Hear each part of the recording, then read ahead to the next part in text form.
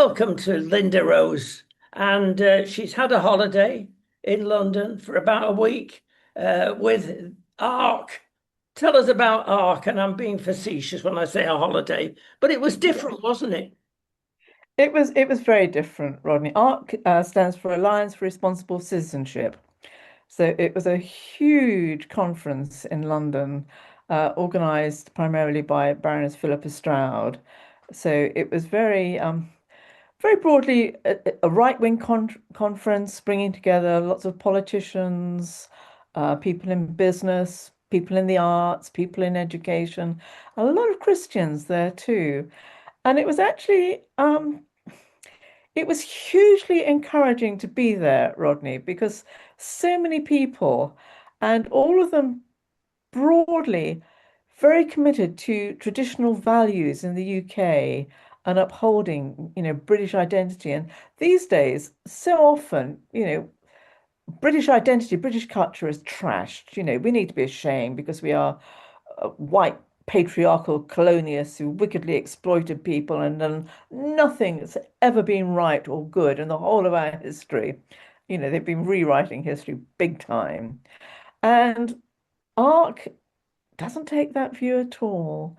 It has more of, be proud of what we've achieved. Obviously, Britain has never got everything right because no country ever does get everything right, but we have done so much to be proud of. And they stand on that, and they stand on our values, they stand on, Christian culture and belief. So it was very encouraging and big speakers, speaking on a huge range of topics. It's almost impossible to pick out any that were especially momentous because they were all really good. But for example, there was a brilliant talk given by Catherine Burble Singh, who of course heads up the Michaela Academy, and she was talking about education, and she was fantastic. She said, we've got to lose this idea that children are defined as either oppressors or oppressed. And, the white population are the oppressors. And she said, we've got to stop that. We've got to reclaim who we are. We've got to give kids pride in themselves and help them to be disciplined and to get back to proper education. And there was a lot said too about how this big shift in education to that they're apparently throwing books out of the schools and just giving kids iPads. But of course, all the research now is showing that that's not a good way to learn. If you look at an iPad or a computer, you may retain about 7% of what you're looking at. But if you look at a book and if you're writing, you're going to retain about between 20 to 30%.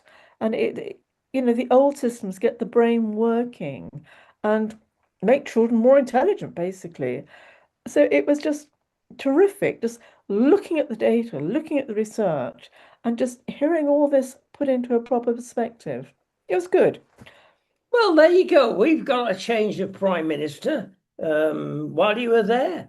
And Hmm. having said that, is it all going to be sweetness and light under Andy Burnham, or is it same old? Well, you know what? I mean, I don't know if I'm a bit jaundiced or not, but I fear it won't just be same old, but might be a lot worse because I don't know. I mean, he has a reputation for being very hardline socialist, doesn't he? And now he's talking about devolving power to all the cities and towns. And okay, you can say that's fine enough, but that's really going to fragment um, British policy. And I also fear that we have so many Muslim mayors these days and so many councils under Muslim control. If you devolve power to them, what is going to happen to the unity of the country and to British identity, British culture, British values, Christian faith? So I have to say that I'm not at all optimistic by Andy Burnham. And I do worry too who he's going to appoint as Chancellor of the Exchequer, because I think Ed Miliband's policies, who's tipped as one of the front runners, they have been utterly disastrous for this country. I mean, he really has been driving this move to deindustrialize Britain and take us back to, as far as I can see, the Dark Ages. with his policy, his energy policies. Um, if he gets put in a position of chancellor, again, I fear what the repercussions are going to be because we are, as a nation, we're getting a lot poorer, and you cannot cover that up. We are losing ground. We are, I don't know, we've really slipped, in the wealth stakes comparatively with other countries. We've gone so low now with very little prospect of pulling ourselves up again. I personally fear that with Burnham, and especially if he appoints Miliband as his chancellor, we are going to be facing absolute disaster. Which is why we need to pray, Rodney, because the only person who can help us here is God. And we need to come back to him because I don't think he's going to help us if we just stick on this trajectory and don't acknowledge him as our sovereign Lord. We've got to do that to get this country back on track.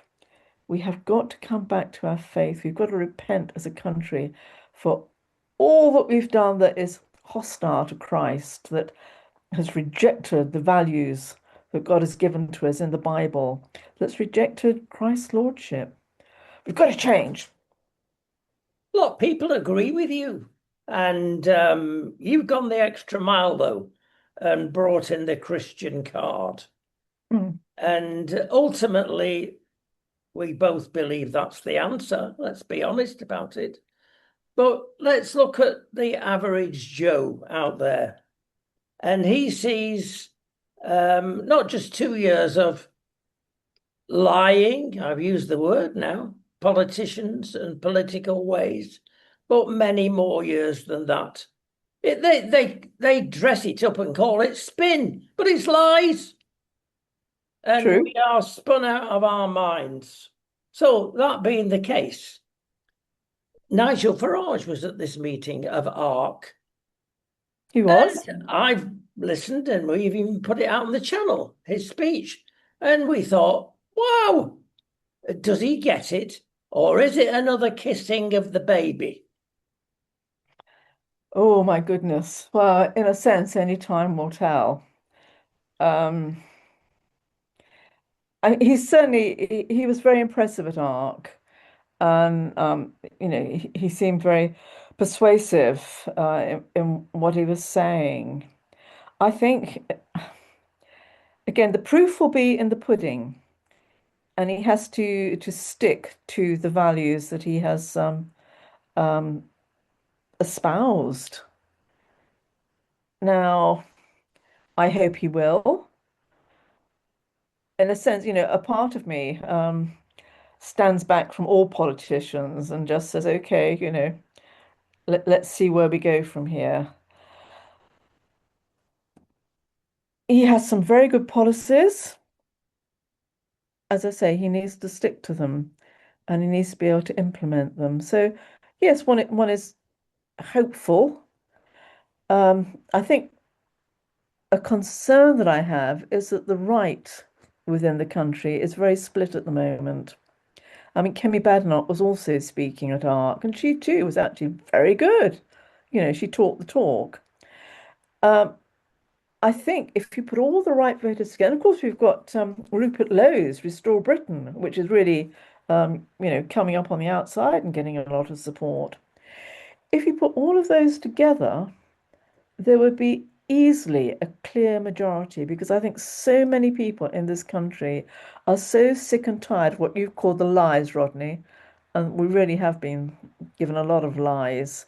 There's been a lot of cover-ups and various things, a lot of suppression of facts. We know that. And people generally are just so sick of that and want to come back to, good, solid British values. If the right came together, they would walk it. There is no way that Labour's doing very badly and deservedly so, I think, in the opinion polls. My fear at the moment is that the right, though, is going to be voting against each other. And we need to have that unity and that clear majority. I don't quite know how you bring it together because I think both Badenoch and Farage have said that they won't join together at the moment. And I can see Rupert Lowe wouldn't want to join with Farage because they had a big bust up and probably feels the same about Kemi Badenoch. So again, we need a seismic shift there where they come together, I think, and acknowledge what needs to be done. Big problem is that people always want to be kingpins, so I don't know who would win in that battle, whether it would be Kemi Badenoch, Nigel Farage, and maybe Rupert Lowe.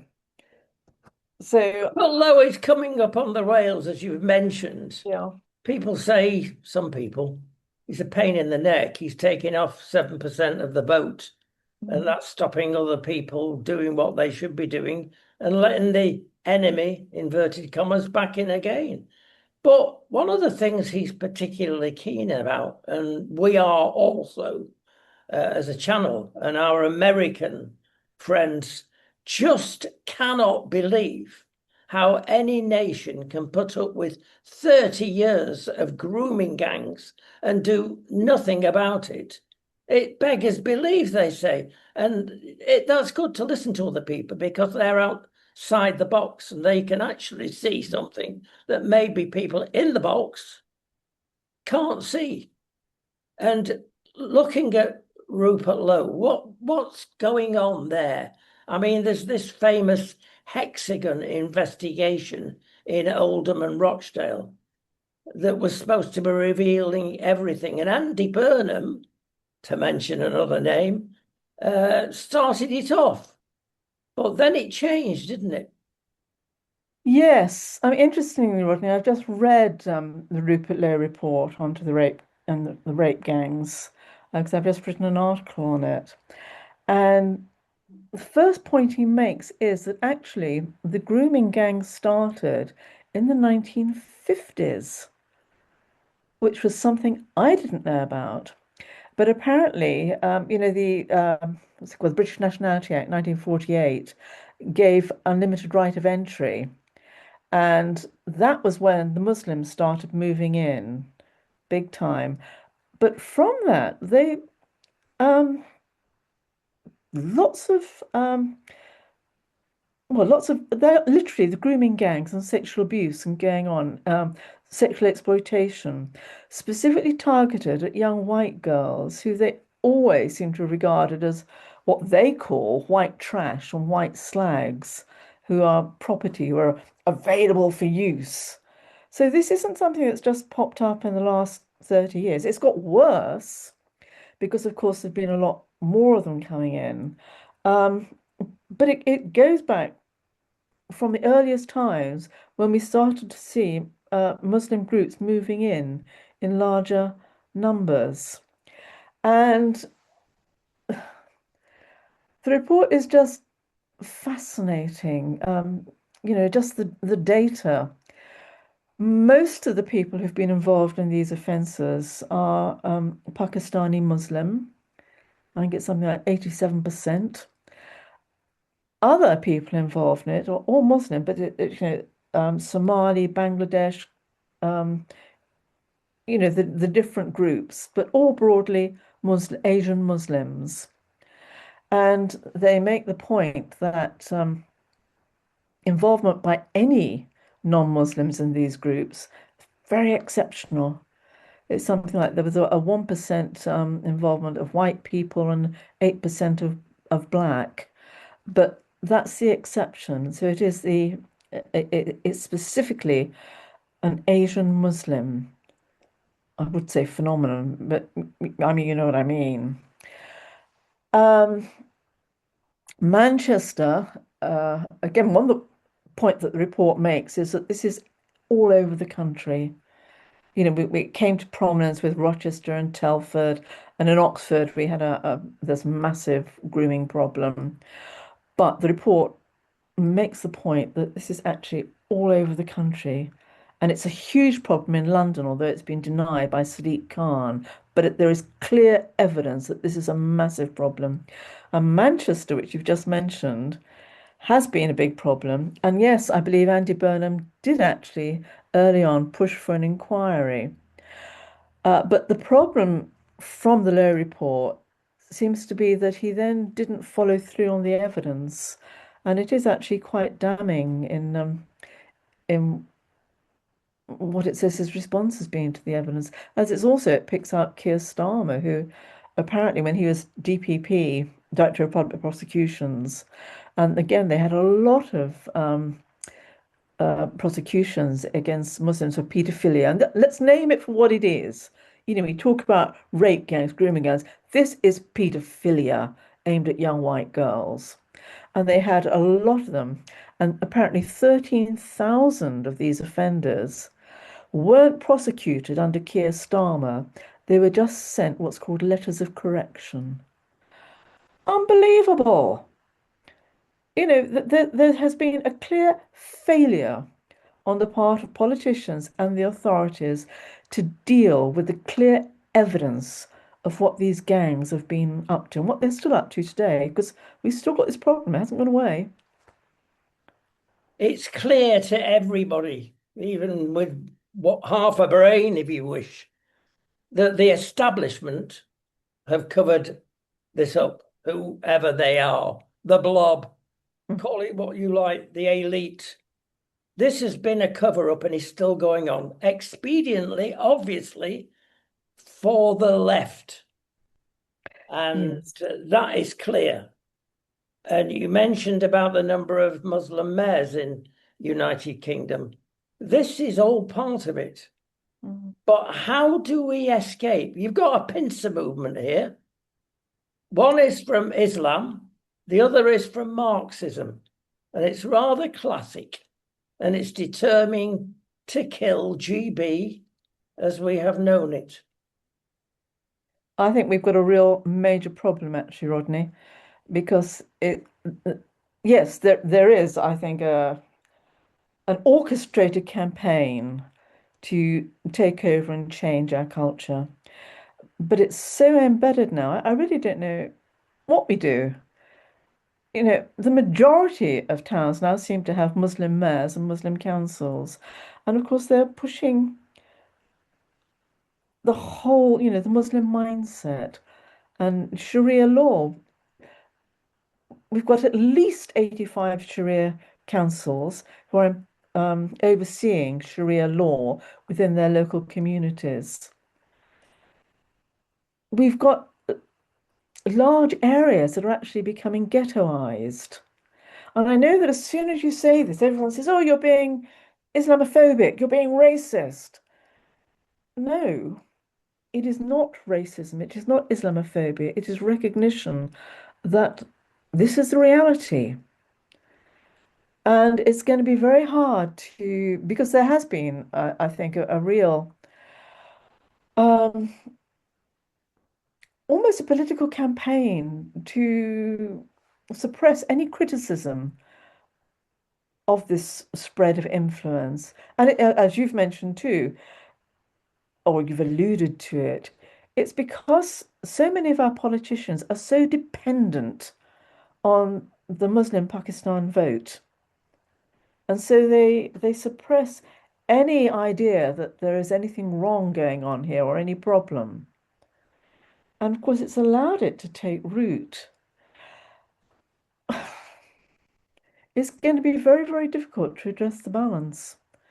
But I think we need to because we are a Christian country. We've got to ditch for a start this white shame that is now being ladled onto people. You know, there's been a big fuss in the last few days that white working class boys, especially, are hugely disadvantaged. And in schools, they're being taught that they are the oppressors. They should be ashamed of who they are because there is nothing good about white culture. This has got to stop. You know, you talk about any kind of pushback, it has to start with the fact that we actually reclaim our culture and say, no, we have done so much that, you know, we've tried to be faithful to God. We stopped slavery. We did. You know, it started with Britain, and we did so much to enforce that. You look at Islam, and they're still practicing slavery today. And actually, slavery is mandated in the Quran for conquered peoples who do not accept Allah and Muhammad. There's been a massive problem with slavery under Islam. We have to, I think, start by again reclaiming what it is, our heritage, our identity, and being proud of that history. And every country, you can always find some things that are wrong because we're human beings and we're not good. And yeah, that's why Christ came to save the sinners. But there is so much to be proud of and so much to build on. We need to reclaim that. And I think we're talking about a political movement to restore British Christian values. But actually, you can't do that without first restoring Christian values, Christian pride, Christian identity at grassroots and letting it rise. It has to start there. So it Would you starts. like to say that last sentence to King Charles III? Oh, I would love to say that to King Charles III. And I am deeply saddened by his latest assertion that he's going to be a defender of faiths in multi-faith Britain. I actually, I'm going to say this, Rodney. This is treason because the king holds power as king under the authority of Christ, of God. The king he is there as the representative of God to look after the people. And this goes back, to before Magna Carta, when we first became an explicitly Christian nation. And the ruler, the sovereign, has always held authority under Christ. And that is his role today, now. Queen Elizabeth understood this. She ruled as sovereign under the authority of Christ. And he, in his woolly minded good intentions, I mean, he's obviously been very pro-Islam for a long time. And it's been very noticeable that, I mean, only this last year, he's hosted a couple of iftar meals during Ramadan and signally failed to say anything about Easter to the Christian community. So he's obviously very, I think, supportive of Islam. Have we got, Lynda, the government we deserve, the king we deserve, the country we deserve? Is it down to the voter to deal with this, or are they so blind and deaf they don't see? They are blind and deaf, they don't see. I think it is down to us because over the last 50, 60 years, we have very much rejected God. We are this brave new world. We can have it all. That's what we said. We can do whatever we want because we are so great and all the rest of it. And we have rejected obedience to God. We've rebelled against the commands of the Bible as a nation.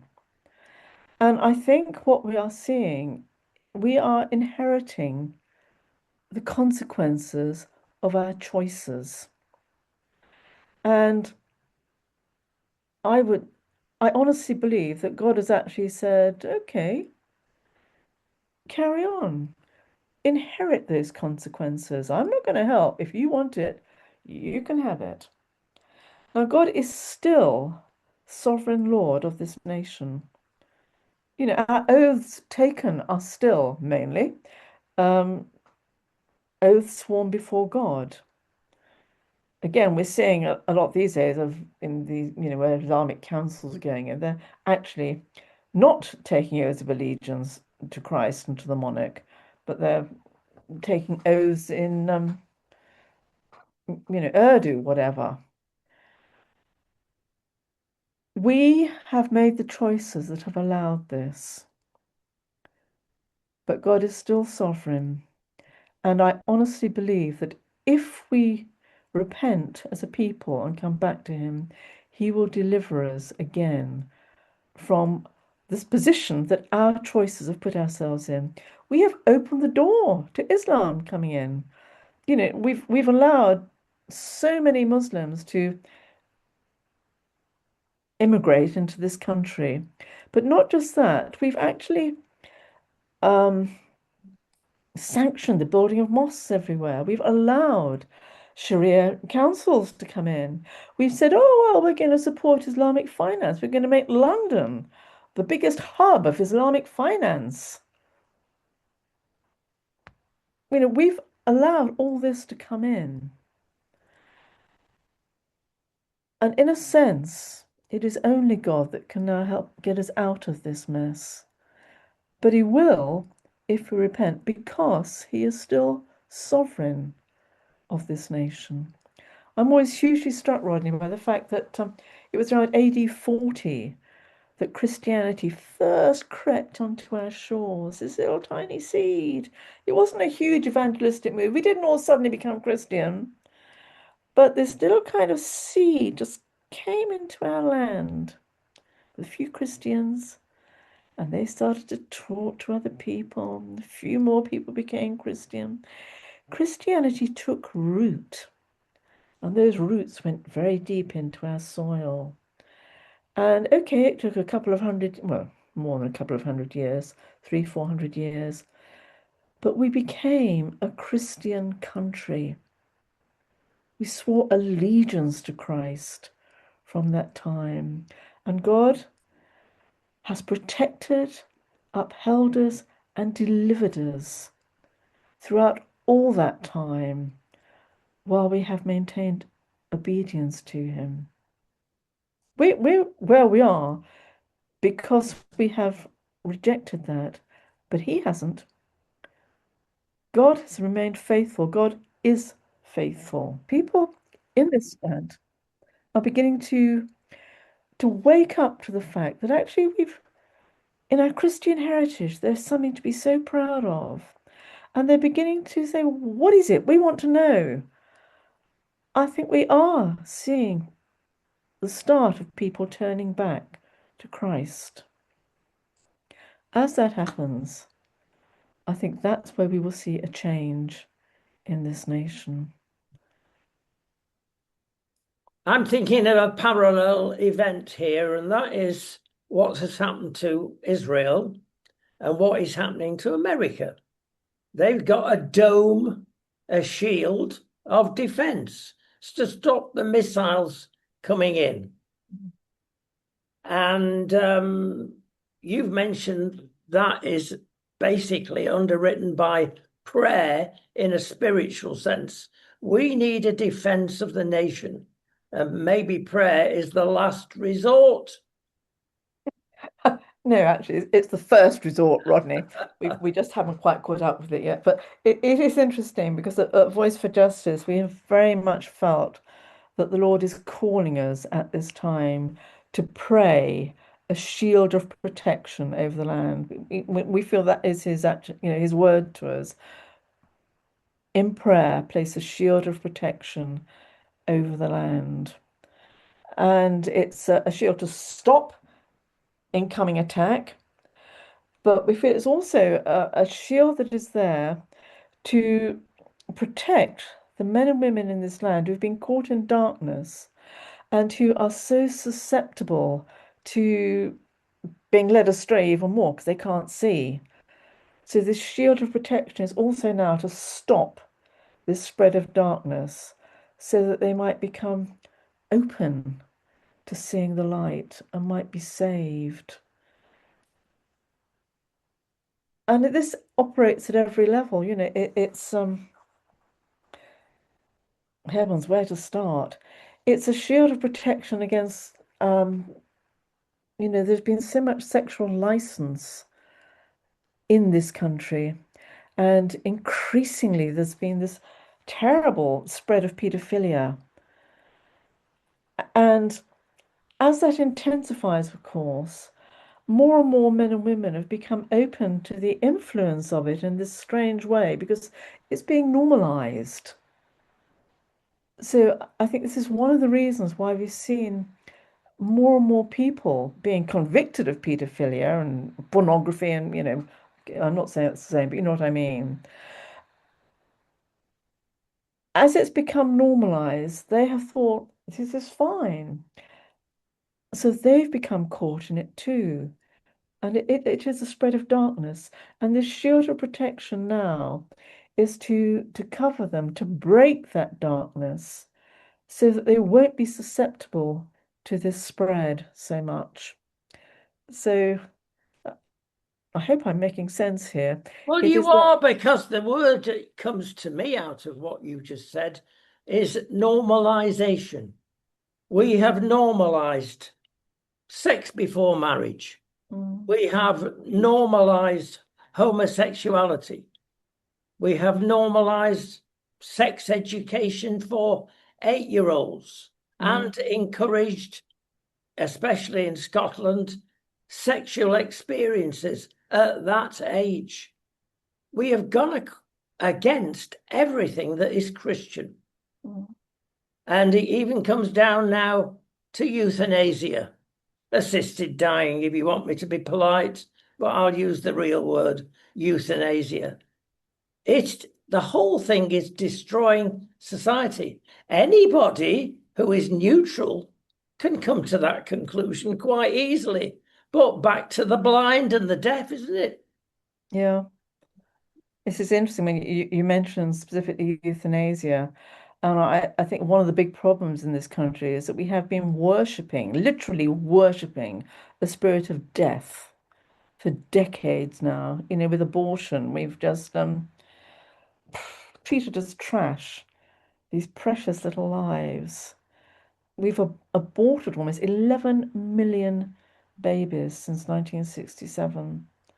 And now, of course, we're seeking to, at the end of life, in our act of compassion, we're going to help ease people out of life. Actually, we are just treating life now as a commodity. You have value only while you're wanted and only while you're of use. And if you're not, we're just going to end it. That's what it's coming down to. And this is almost like the ultimate temptation, the ultimate demonic hold over our land. And that's what we need a spirit of protection, a shield of protection against too.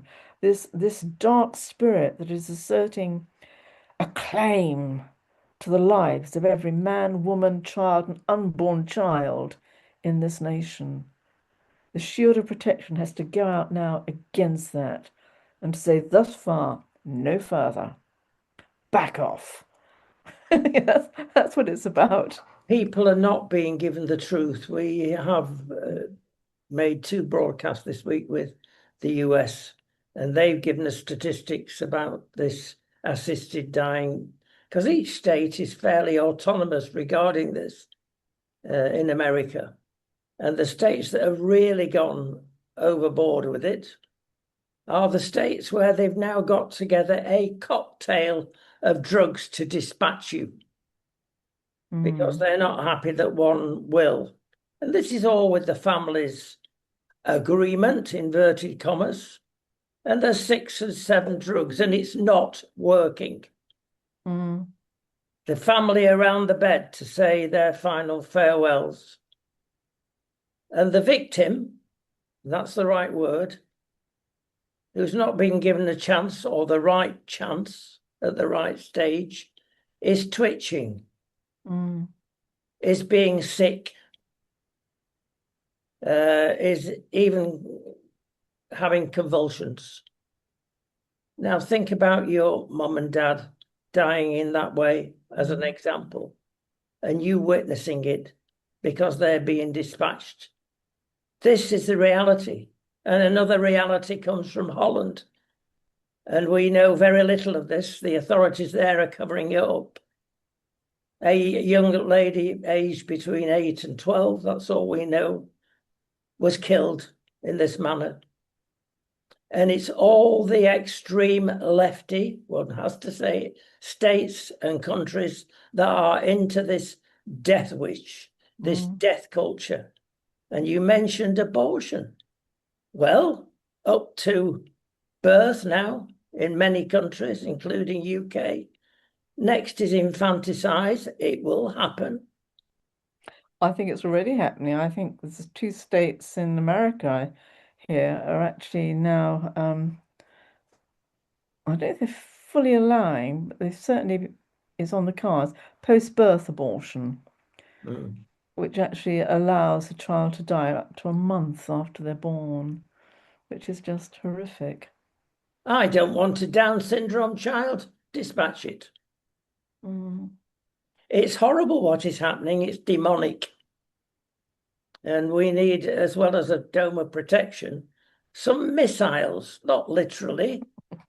Spiritual missiles. Yes, Yeah. praying against these Yeah, evils wherever we see it, in absolutely. whichever country. Mm. Lynda, thank you so much. I was going to say it's been enjoyable, but it's not. But at least we can get some truth out there and hopefully make think, well, I'll think about this.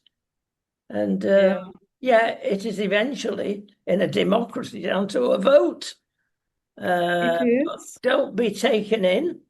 That's the warning, because it's easy for certain politicians, let's say, to give you the good news and then the reality strikes. We've had that so often. And therefore, as you say, it's only God that will solve this lot. And let's always remember that prayer changes things. God calls us to pray because he has a purpose. And that's where the battle begins, that's where it's fought. So let's just keep praying. And in his name, we'll have the victory. There you go. Hope is a good word. Thank Yes. you so much. We'll see you shortly. Thank you, Rodney. God bless.